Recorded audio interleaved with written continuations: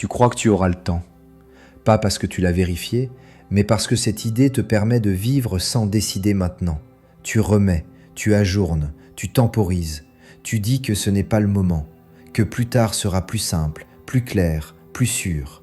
Et ainsi, le présent devient un lieu de passage, jamais un lieu de choix.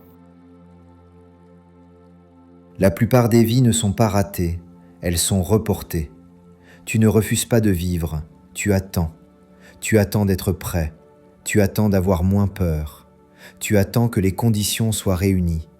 Et ce que tu appelles prudence est souvent une fuite bien habillée. Ce report permanent donne l'illusion de la sagesse. Tu te dis que tu es patient, raisonnable, réfléchi. Mais le temps ne reconnaît pas cette nuance. Il s'écoule, que tu décides ou non. Pendant que tu remets à plus tard, la vie s'écoule. Sénèque. Cette phrase n'accuse pas, elle constate. Chaque jour où tu n'oses pas choisir est un jour consommé, pas conservé, pas stocké, consommé. Tu crois que le plus grand danger est de faire une erreur. En réalité, le plus grand danger est de ne jamais trancher. L'erreur est visible, elle fait mal, elle laisse une trace. L'évitement, lui, est silencieux. Il n'explose pas, il s'installe. Et quand tu t'en rends compte, il a déjà façonné une vie entière. Beaucoup de gens arrivent à un âge avancé sans avoir vécu une tragédie particulière. Rien ne s'est effondré, rien n'a été perdu brutalement. Et pourtant, quelque chose manque. Ce manque n'est pas lié à ce qu'ils ont fait, il est lié à ce qu'ils n'ont jamais osé faire, dire, choisir, quitter, assumer. Ce que nous regrettons le plus, ce ne sont pas nos fautes, mais nos lâchetés, inspirées de Sénèque. Tu vis aujourd'hui comme si certaines décisions pouvaient encore attendre, comme si elles n'étaient pas urgentes, comme si la vie allait te prévenir avant de changer de phase. Mais la vie ne prévient pas, elle avance. Et ce qui n'a pas été vécu à temps devient un regret tardif. Le regret n'est pas une douleur aiguë, c'est une douleur sourde, continue. Elle ne crie pas, elle murmure. Et elle murmure surtout quand il n'y a plus rien à corriger. Quand tu es jeune, le regret est abstrait, il semble lointain, presque théorique. Tu te dis que tu verras plus tard, que tu auras toujours la possibilité de rectifier. Mais le stoïcien savait une chose, le plus tard se transforme toujours en trop tard. Pas d'un coup, lentement. Tu agis comme si tu devais vivre 10 000 ans. Marc Aurèle. Cette phrase n'est pas une exagération. Elle décrit exactement cette posture intérieure. Vivre comme si le temps était extensible, comme si l'on pouvait se permettre de différer l'essentiel. Tu vis peut-être une vie correcte, acceptable, stable, mais est-ce une vie vraie ou simplement une vie sans conflit ? Beaucoup choisissent la tranquillité immédiate au détriment de la justesse profonde. Ils évitent ce qui dérange, ils préfèrent ce qui est toléré, et ils appellent cela maturité. Mais la maturité n'est pas d'éviter le risque, c'est de savoir ce qui mérite d'être risqué. Le regret naît rarement d'un excès de courage, il naît presque toujours d'un excès de prudence. Tu as peut-être déjà senti ce décalage, ce moment où tu sais que quelque chose devrait être fait, dit, assumé, et où tu choisis pourtant de te taire, de rester, d'attendre. Sur le moment, ce choix soulage, il évite la tension, il préserve l'équilibre. Mais ce soulagement a un prix, il s'accumule. Ce que tu n'oses pas aujourd'hui te poursuivra demain, inspiré d'Épictète. Le stoïcisme ne condamne pas la prudence, il condamne la vie vécue à moitié, la vie où l'on sacrifie l'essentiel pour préserver le confortable. Tu n'as pas besoin de vivre dangereusement, tu as besoin de vivre honnêtement. Et l'honnêteté commence par reconnaître ce que tu repousses depuis trop longtemps. Le regret ne concerne pas les détails, il concerne les grandes lignes, les orientations, les silences prolongés, les renoncements déguisés en sagesse. Quand tu te projettes dans la vieillesse, ce ne sont pas tes erreurs qui te hantent, ce sont les occasions manquées d'être pleinement toi. L'homme souffre moins de ce qu'il a tenté que de ce qu'il n'a jamais osé. Inspiré de Sénèque. Tu vis aujourd'hui avec la liberté de choisir. Cette liberté s'amenuise avec le temps, non parce que tu perds ta valeur, mais parce que certaines portes se ferment sans bruit. Ce que tu ne choisis pas maintenant peut devenir impossible plus tard. Et ce n'est pas une menace, c'est un fait. La question n'est donc pas de savoir si tu feras des erreurs, tu en feras. La question est de savoir si tu accepterais de regarder ta vie en arrière en te disant que tu as au moins essayé d'être juste. Dans la prochaine partie, nous verrons ce que les gens regrettent réellement à la fin de leur vie. Non ce que l'on imagine, non ce que l'on dramatise, mais ce qui revient encore et encore quand il est trop tard pour corriger.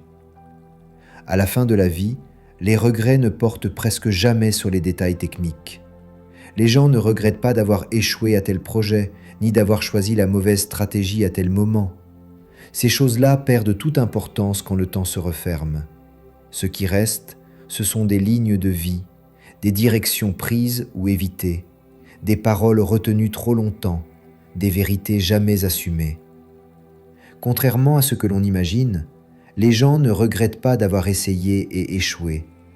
Ils regrettent d'avoir renoncé sans combattre. Ils regrettent les vies vécues à distance d'eux-mêmes. Ce n'est pas ce que nous avons fait qui nous tourmente à la fin, mais ce que nous n'avons pas fait, Sénèque. Ce regret n'est pas spectaculaire, il n'est pas dramatique, il est calme, presque froid, et c'est précisément ce qui le rend insupportable. Il n'y a plus de colère, plus de révolte, seulement un constat. Les gens regrettent d'avoir vécu selon des attentes qui n'étaient pas les leurs, d'avoir suivi des chemins acceptables plutôt que justes, d'avoir confondu sécurité et vérité. Ils regrettent rarement d'avoir quitté une situation trop tôt. Ils regrettent d'y être restés trop longtemps.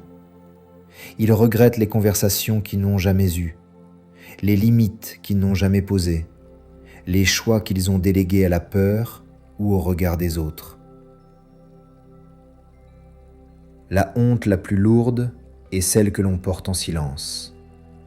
Inspiré de Sénèque. À la fin, personne ne se reproche d'avoir dérangé. On se reproche d'avoir disparu à force de s'adapter. Ce qui revient le plus souvent, ce n'est pas la douleur d'avoir mal choisi. C'est la douleur de ne pas avoir choisi du tout, de s'être laissé porter par les circonstances. Les stoïciens l'avaient compris très tôt. Une vie sans direction consciente est une vie vulnérable au regret. Non parce qu'elle est mauvaise, mais parce qu'elle n'a jamais été pleinement assumée. Celui qui ne gouverne pas sa vie la subit. Épictète. À la fin de la vie, le temps n'est plus une promesse. Il devient un verdict silencieux. Il montre ce qui a été fait et surtout ce qui ne le sera plus jamais. Ce moment ne crée pas les regrets. Il les révèle. Ils étaient déjà là, mais noyés dans l'agitation, les obligations, les distractions. Beaucoup ont vécu en se disant qu'ils changeraient plus tard, qu'ils parleraient plus tard, qu'ils oseraient plus tard. Mais plus tard s'est refermé sans bruit. L'avenir n'est jamais garanti, et pourtant nous lui confions notre vie. Inspiré de Marc Aurèle. Les regrets les plus profonds concernent rarement l'argent. Ils concernent la fidélité à soi, avoir vécu en accord avec ce que l'on savait être juste, ou ne pas l'avoir fait. À la fin, la question n'est pas « ai-je réussi ?», elle est « ai-je été vrai ?» Le stoïcien ne cherche pas à éliminer tout regret. Il cherche à éliminer le regret évitable, celui qui naît de la lâcheté répétée, de l'évitement chronique. Ce type de regret est le plus cruel parce qu'il était prévisible. On savait, on sentait, et on a quand même choisi le silence. Le pire regret est celui que l'on voyait venir, inspiré d'Épictète.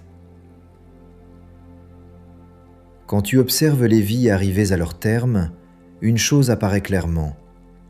Les gens ne regrettent pas d'avoir été imparfaits.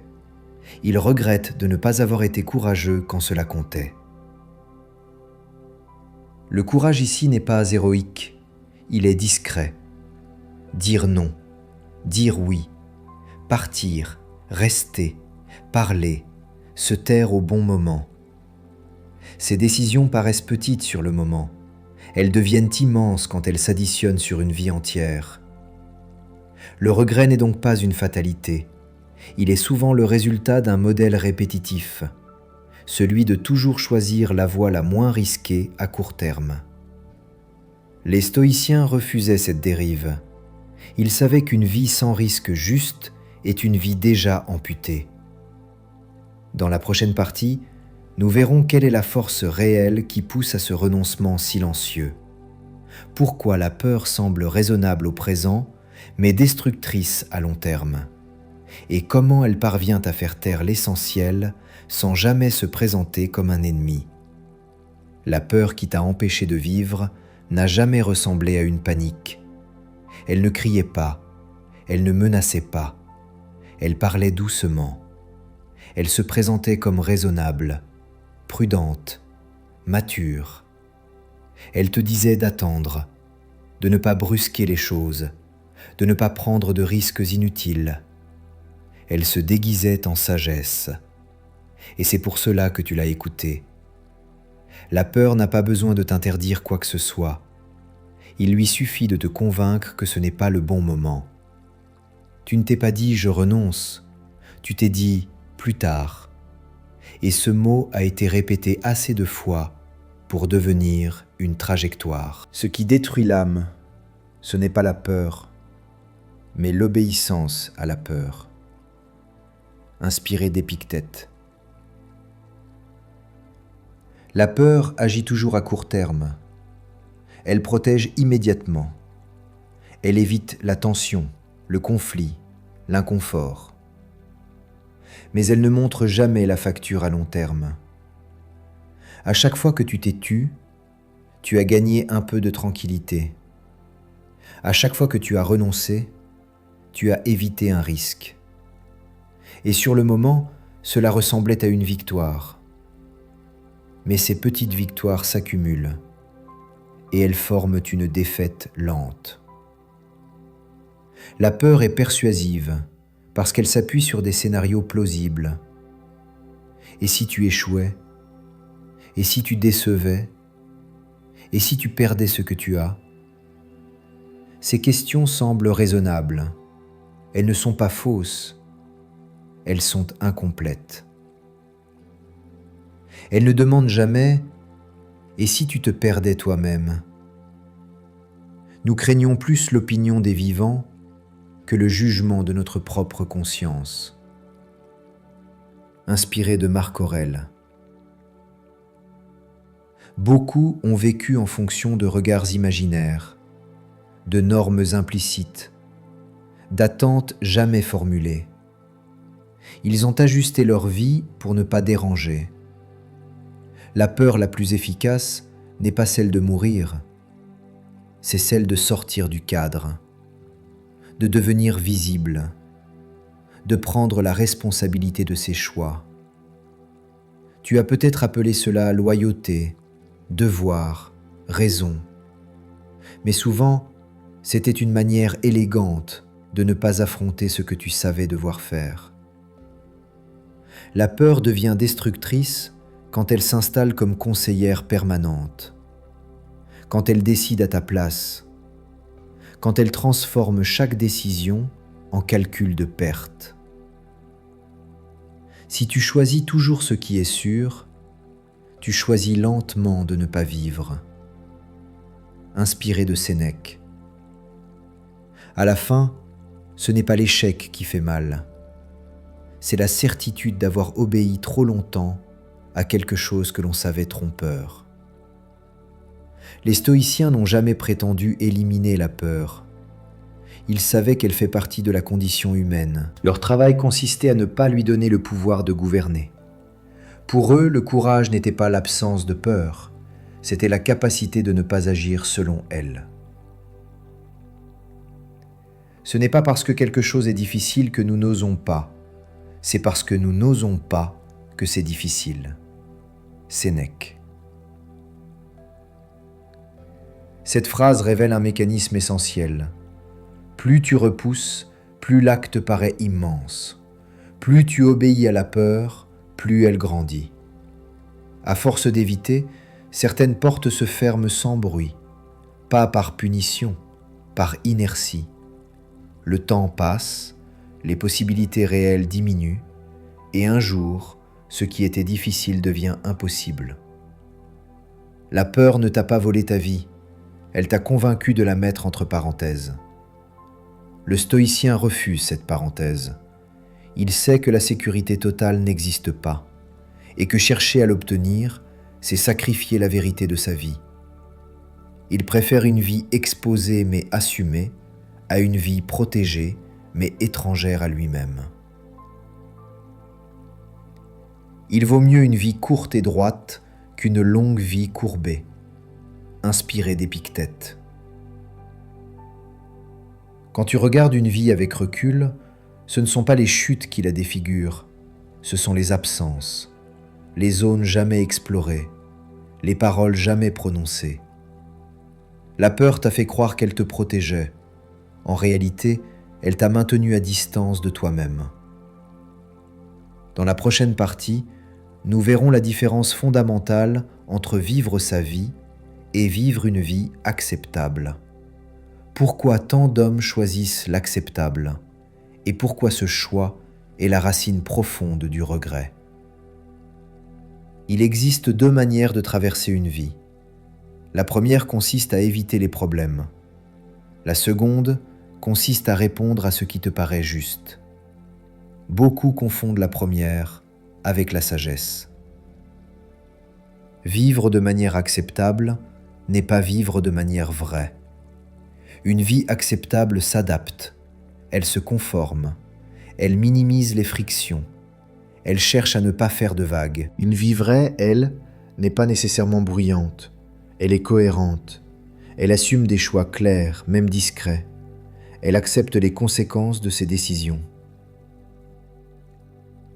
La plupart des hommes ne trahissent pas leurs valeurs par méchanceté, ils les diluent pour rester acceptables. Ce qui est conforme n'est pas toujours ce qui est juste. Inspiré de Marc Aurèle. La société récompense l'acceptable, elle tolère le discret renoncement, elle valorise la stabilité plus que la vérité. Et il est tentant de se laisser porter par cette logique. Vivre de manière acceptable offre un avantage immédiat. Elle réduit les conflits, elle limite les pertes, elle procure une forme de paix sociale. Mais cette paix a un coût intérieur. Elle exige des compromis répétés, des silences prolongés, des choix reportés. Et à force, ces concessions finissent par dessiner une vie qui n'est plus la tienne. L'homme se perd quand il vit pour être approuvé. Inspiré d'Épictète. Le stoïcien ne cherche pas l'approbation. Il cherche l'accord avec sa raison. Il sait que la paix extérieure, achetée au prix de la trahison intérieure, est une illusion fragile. Vivre sa vie ne signifie pas rejeter toute règle. Cela signifie choisir consciemment celles auxquelles on obéit. Beaucoup vivent sous des règles qu'ils n'ont jamais examinées. Ils suivent des trajectoires héritées. Ils respectent des normes implicites. Et ils appellent cela leur caractère. Mais le caractère stoïcien n'est pas une adaptation passive. C'est une fidélité active. Fidélité à ce que l'on sait être juste, même quand cela coûte. Ce qui te trouble n'est pas l'autre, mais l'importance que tu lui accordes. Épictète. Cette phrase libère d'un poids immense. Elle rappelle que la peur du jugement n'est pas imposée, elle est consentie. Vivre une vie acceptable, c'est souvent vivre sous le regard anticipé des autres. Vivre une vie vraie, c'est accepter d'être parfois mal compris. Les stoïciens savaient que l'incompréhension n'est pas une injustice. C'est une conséquence normale de toute vie assumée. Ne pas choisir est déjà un choix. Celui de laisser les circonstances décider à ta place. Celui de subir plutôt que d'agir. Celui qui ne choisit pas laisse le hasard gouverner sa vie. Inspiré de Sénèque. Le hasard, lui, n'a aucune obligation envers toi. Il ne protège ni ton sens, ni ta cohérence. Il distribue, il disperse. Vivre selon la justesse demande du courage. Pas un courage spectaculaire, un courage discret. Celui de poser des limites, de dire non, de dire oui quand c'est risqué. Ce courage ne supprime pas la peur, il l'empêche de décider. À long terme, vivre de manière acceptable produit une fatigue particulière, une fatigue morale, celle de jouer un rôle qui n'est pas le tien. Cette fatigue ne se manifeste pas toujours par une souffrance aiguë, elle apparaît souvent sous forme d'ennui, de lassitude, de perte de goût.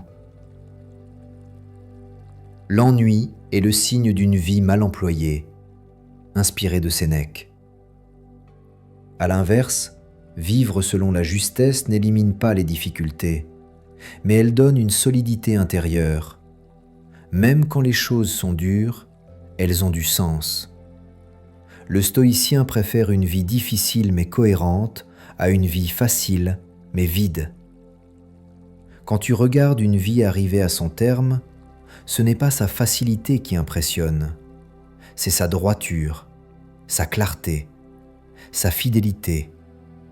La question n'est donc pas de savoir si tu vis confortablement, elle est de savoir si tu vis en accord avec ce que tu sais être juste, car à la fin, le regret ne portera pas sur le confort perdu, il portera sur la vérité jamais vécue.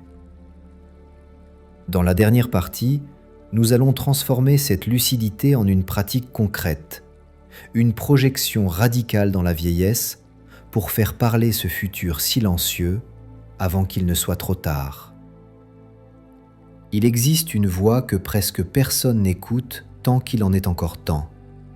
Ce n'est pas la voix des autres, ce n'est pas celle de la société, c'est la voix de celui que tu deviendras, vieux, lent, déjà détaché de l'urgence. Cette voix ne crie pas, elle n'accuse pas, elle ne cherche pas à convaincre, elle constate. Et c'est précisément ce qui la rend si difficile à affronter. La pratique stoïcienne du regard depuis la vieillesse ne consiste pas à imaginer une réussite future, elle consiste à imaginer l'absence de retour possible, le moment où il n'y a plus de corriger, plus de recommencer. Imagine-toi très vieux, pas idéalisé, réaliste, le corps fatigué, le temps réduit, les choix presque figés. Tu regardes ta vie non avec colère, mais avec lucidité. Dans cet état, une question s'impose naturellement. Où ai-je vécu en dessous de ce que je savais être juste ? La vieillesse ne ment pas. Elle révèle. Inspiré de Sénèque. À cet âge, tu ne te reproches pas de ne pas avoir été parfait. Tu te reproches de ne pas avoir été fidèle. Fidèle à ce que tu sentais vrai. Fidèle à ce que tu savais devoir faire. Les regrets qui apparaissent alors ne sont pas confus. Ils sont précis. Ils portent sur des moments clairs, des bifurcations, des silences, des renoncements répétés. Cette projection n'est pas là pour te paralyser, elle est là pour rendre visible ce qui est encore évitable. Pose-toi cette question sans indulgence. Ce que je fais aujourd'hui, ce vieil homme le regarderait-il avec respect ? S'il détourne le regard, ce n'est pas par sévérité, c'est par tristesse, parce qu'il sait que tu avais encore le choix. Tant que tu vis, il est encore temps de vivre droitement. Épictète. La force de cette pratique vient de sa simplicité. Elle ne demande pas d'analyser toute ta vie. Elle te demande d'observer quelques décisions actuelles à la lumière de la fin. Tu n'as pas besoin de tout changer. Tu as besoin de cesser de te mentir sur ce que tu repousses par peur. Le vieil homme que tu deviendras ne te demandera pas pourquoi tu n'as pas tout réussi. Il te demandera pourquoi tu n'as pas essayé quand tu savais que c'était juste. Beaucoup pensent que le regret concerne les grandes décisions spectaculaires. En réalité, il concerne surtout les accumulations silencieuses, les petites lâchetés répétées, les concessions devenues habitudes. Une vie se perd rarement d'un seul coup. Elle s'use lentement. Inspiré de Marc Aurèle. La projection dans la vieillesse rend cette usure visible. Elle te montre la trajectoire, pas seulement l'instant. Elle te rappelle une chose essentielle. Tu n'es pas responsable de tout ce qui t'arrive, mais tu es responsable de ce que tu fais, de ce que tu sais. Le stoïcien n'attend pas d'être certain pour agir. Il agit dès qu'il est suffisamment clair sur ce qui est juste. La certitude totale est une illusion confortable. Cette pratique ne te pousse pas à agir dans la précipitation. Elle t'invite à cesser d'attendre indéfiniment. Demande-toi simplement ceci. Quelle décision, si je ne la prends pas maintenant, deviendra impossible plus tard?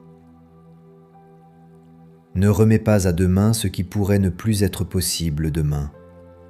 Inspiré de Sénèque. Le vieil homme que tu seras ne te reprochera pas d'avoir dérangé. Il te reprochera d'avoir disparu, de t'être adapté jusqu'à t'effacer. Vivre en accord avec soi n'élimine pas les difficultés, mais cela élimine un regret fondamental, celui de ne pas avoir été là pour sa propre vie. Quand tu écoutes cette voix du futur, quelque chose change. Les peurs actuelles paraissent plus petites. Les enjeux sociaux perdent de leur poids. Ce qui compte se simplifie. Tu n'as pas besoin d'être héroïque. Tu as besoin d'être honnête. Ce n'est pas la réussite qui apaise, mais la cohérence. Inspiré d'Épictète. La pratique du regard depuis la vieillesse n'est pas à faire une seule fois. Elle est à revisiter, à chaque période de doute, à chaque décision différée. Elle te rappelle que le temps ne te demande pas d'être prudent à l'infini. Il te demande d'être vivant pendant qu'il est encore là. Quand viendra la fin, tu ne pourras plus ajouter de courage à ta vie. Tu pourras seulement constater ce que tu as fait du courage disponible. La question est simple. Veux-tu offrir à ce futur silencieux une vie assumée ou une vie acceptable mais inachevée? Ce futur arrive de toute façon.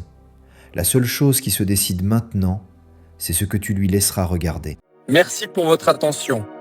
Si la vidéo vous a plu, laissez un like, abonnez-vous et laissez un commentaire. Je vous souhaite le meilleur. À très bientôt.